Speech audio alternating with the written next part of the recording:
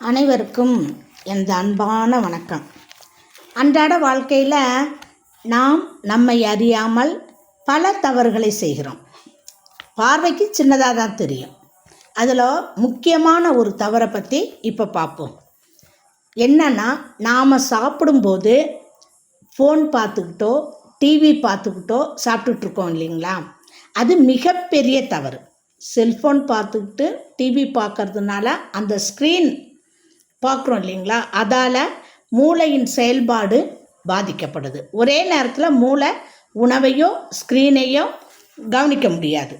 அடுத்து பார்த்திங்கன்னா, எவ்வளவு சாப்பிட்டோன்னு தெரியாது. நம்ம பாட்டுக்கு சாப்பிட்டுக்கிட்டே இருப்போம். அந்த சாப்பிட்ட அளவு தெரியாது, அந்த ருசி தெரியாது. அடுத்து ஜீரணமாகாது. இதோட விளைவு ஜீரணமாகாது. இன்சுலின் சுரக்கிறதுல பிரச்சனை, ஜீரணமாகறதுல பிரச்சனைகள் ஏற்படும். இது தொடர்ந்துச்சுன்னா நாளடைவில் மலச்சிக்கல் ஏற்படும், சோர்வு ஏற்படும், குடல் சார்ந்த பிரச்சனைகள் ஏற்படும்.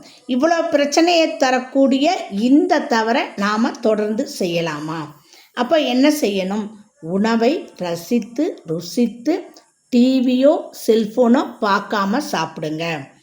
அந்த நிறம் நம்மை கவரும், அந்த உணவோட அந்த மனம் நம்மை கவரும். உணவை நொறுங்க மென்று உமிழ்நீருடன் கலந்து குடலுக்கு அனுப்பணும் நாம். ஆக ரசித்து சாப்பிடுங்கள், அமைதியாக உட்கார்ந்து சாப்பிடுங்கள் ஒரு இடத்துல. அப்படி சாப்பிட்டோன்னா உடல் ஆரோக்கியமாக இருக்கும். உடல் ஆரோக்கியமாக இருந்தாலே மனம் ஆரோக்கியம் இருக்கும்.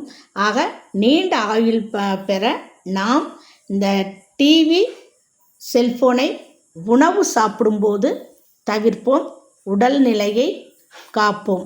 அறம் வீரா சேனலுக்காக அறச்செல்வி. மகிழ்ச்சி. நன்றி. வணக்கம்.